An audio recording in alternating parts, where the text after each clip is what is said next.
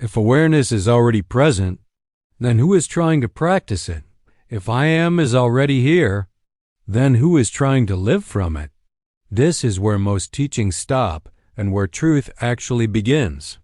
Because when awareness is recognized, something even more subtle dissolves, the inner doer. Stay with this, not to understand it, but to let it reveal itself. Part 1. The last identity is the doer. Most people believe they have dropped the ego because they no longer identify with roles, stories, or emotions.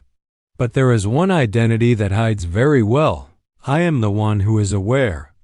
I am the one who is present. I am the one practicing consciousness.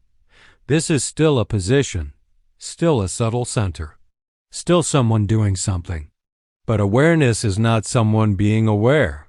Awareness is what remains. When the sense of a doer quietly collapses.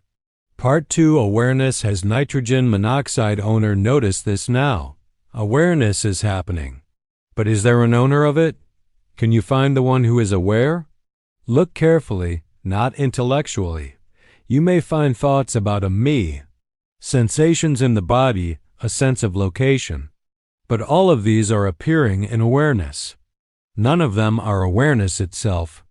Awareness has no center, no boundary, no controller. It does not belong to you. You belong to it. Part 3. WHY effort quietly maintains separation. Effort always implies distance. The moment you try to be present, you subtly divide life into the one who is present and the present moment, but awareness is not in the present moment. The present moment appears in awareness. This is why effort eventually exhausts the seeker. Because you cannot effort your way into what you already are. Effort is movement. Awareness is stillness. Part 4. Life without a doer. When the sense of a doer softens, life does not stop. In fact, it becomes more fluid. Actions still happen. Decisions still arise. Words still flow. But no one is inside controlling them. Breathing happens, walking happens, speaking happens, and strangely, life becomes more intelligent, less resistance, less friction, more ease. This is not passivity. This is alignment without effort. Part 5. The fear of losing control. At this point, fear may arise. If there is no doer, who will take care of life? Will I become irresponsible? Will I disappear? These fears are natural. But notice, life was already happening before you learned the concept of control. The heart beat without your permission. Digestion happened without effort. Understanding arose without planning.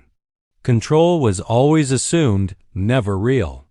Letting go of the doer is not losing life. It is losing the illusion of control. Part 6. Practical living from nitrogen monoxide. Doerness. Living without the inner doer does not mean doing nothing.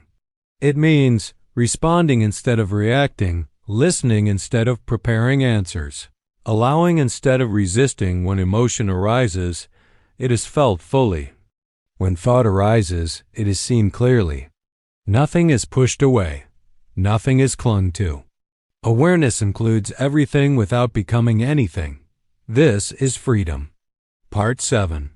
Peace without conditions. The peace that comes from recognition is not emotional peace. It is deeper.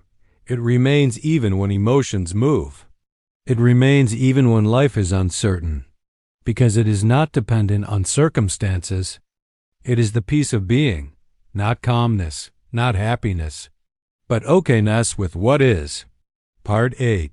Nothing to maintain. This is the most liberating truth.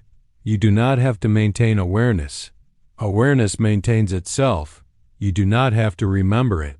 It is what remembers. You may forget concepts. You may lose interest in teachings, but awareness never leaves, because it was never an experience. It was what you are. If something quietly relaxed while listening, don't try to hold it.